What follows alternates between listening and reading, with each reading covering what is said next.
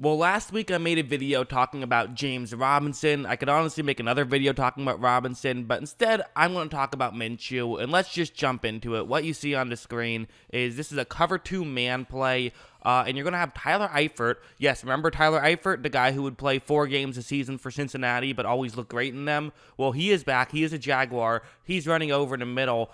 He's going to get relatively open here. This is a 3rd down and 10, and notice how right when this play starts, he does get past his assigned man pretty decently well, so he has a pretty good opportunity here. But of course, this is going to take a pretty difficult throw. Minshew, he does have to kind of, he has a bit of an area where he can make it through, but it's not a wide open window. It's, smaller than a hula hoop type of throw, maybe a car tire type of throw. He has to try and fit it through there. But he's just going to make a very accurate pass, gets the touchdown right there on a 3rd down and 10, and that's a lot of what he was doing all game, honestly. This was another one where this is the 1st down and 10, but again, notice the situation. So they're at their own 40-yard line. It's only 34 seconds left, and the Jaguars have no timeouts. So, just getting 5 yards and getting over the middle of the field in a typical situation would be fine. In this situation, certainly not so much. And what you're going to see that what Minshew is going to try and do on this play is, he is going to have a receiver who does get open, and he's just going to try to make this throw. And you notice at this point, so there is not much separation at all, and that's putting it lightly. There is no separation. I mean, there's literally contact being made. But the advantage that Jacksonville has right now is that the defensive back he's facing the opposite direction. So while Keelan Cole Sr., who is the receiver right here, he can look up and see the ball, but his assigned man can't. So that is an advantage. But again, this has to be a very perfect throw. For one thing, you would love to try and get out of bounds. So, getting a throw a little bit closer to the sideline would be ideal. But even forgetting about that, just the fact that if you don't throw it high enough, it's going to be incomplete. And there's also that other X factor of if 35 for Tennessee can get his head turned around and look up and see where the ball is, he has a chance of not just knocking it away, but getting the interception. So this is not an easy throw for Minshew to make whatsoever. But he is going to make, again, a very accurate throw. It's a bit of a risk, but you know what? It works out. And then, again, that's just kind of what he's been doing is people can talk about, oh, he doesn't have arm strength. Well, you know what? Everyone in the NFL can throw 40 to 50 yards anyways, and I'd rather have someone like Minshew, who is accurate on those deeper passes, than somebody like Jameis Winston, who can throw it a mile, but is inaccurate on those deep passes. He does a lot of really, maybe my favorite thing about Minshew is just what he does, with the little things. He's great at those smaller plays that kind of fly under the radar, and I think that's why people like him so much, even though it doesn't necessarily have like these crazy highlight reels, because he will have, and listen, he will still have the highlight reel plays, but he also does so much well just in the medium plays. Like on this one, it's a 2nd down and 6. It's going to be a cover 1 man blitz play here. So it's actually a corner blitz, so a corner is going to be running over to blitz. And really, it doesn't matter too much. Minshew is going to get rid of the ball to the bottom of the screen. Receiver running a curl route. That's what he wants to hit. And what I love about this is the timing. Watch how he's going to throw this before his receiver starts to cut. And basically the second that he's open, that's when the ball is hitting there. That's just perfect timing. You could argue the throw is a little bit to the outside, but that's intentional. Minshew is trying to get it a little bit low and a little bit to the outside because he knows it'll still be a completion either way.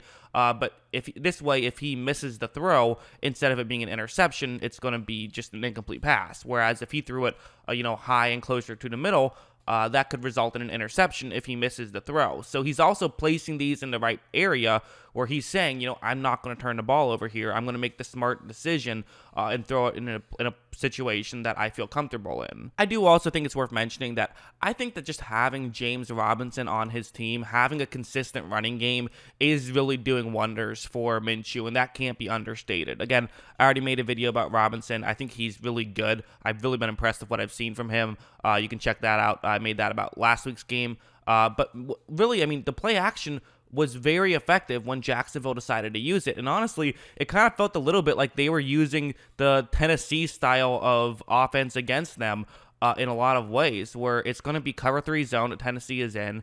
They're going to run play action and have a receiver running over the middle. So this is your typical play action situation. You get the linebackers or players covering the middle of the field to move in because they have to try to stop a run. They're now out of position. You have a receiver open.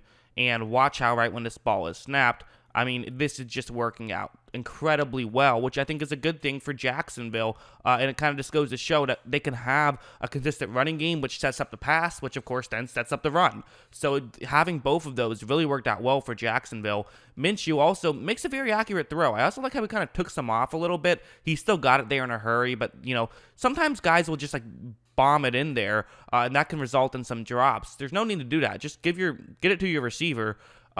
He was able to do that, and also very accurate enough that 17 can make the catch and turn upfield. 17, of course, being DJ Chark, who he's having quite the start to his season as well. I could easily make a video about him as well. It started a three-headed monster of Minshew, Chark, and James Robinson that's really making this Jaguars offense scary. This play might have been my favorite play from Minshew, honestly. This is, okay, so you're third and goal right here. You're down 2 scores, and you're down 2 touchdowns, 13 points with 14:23 to go.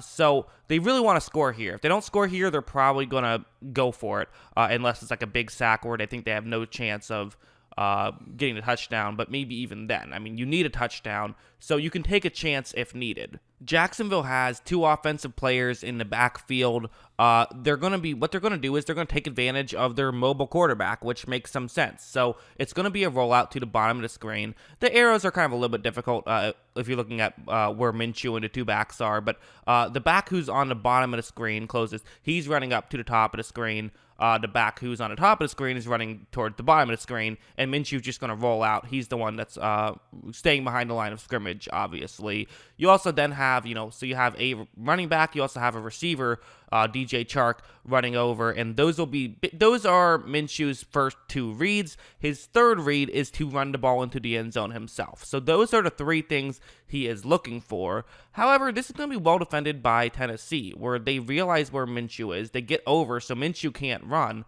But you notice someone else has their hand up right here. This is once again Keelan Cole Sr., who has found himself open in the back of the end zone. He wasn't even Minshew's first 3. He's Minshew's 4th read on this play. Minshew's first 2 reads are, Robinson, Chark, and then himself running in, and then it goes down to Keelan Cole. But he notices this. But again, I like how Minshew does this. Where, listen, you can take a risk here, right? This is the time to take a risk, but you don't have to take a risk if it's unnecessary. So watch how he's just patient. Even though there does appear to be an opening here, he just waits, allows the opening to get bigger, then makes the throw and gets the touchdown. Just a great play. And again, Minshew does not look like a second-year player.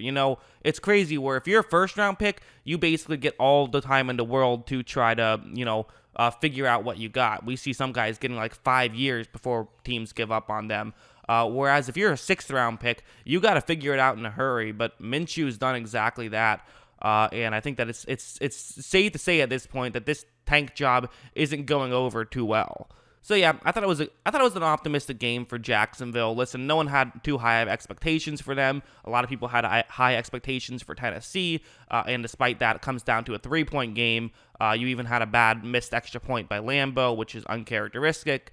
Their defense is still clearly at least a year away, but on offense, the core is looking good, and that's what you hope for Jacksonville as you start this rebuild. So definitely reasons to be optimistic, in my opinion. What do you guys think? What did you think of Minshew's performance? Let me know in the comments below. Always love hearing from you. And of course, as always, thanks for watching.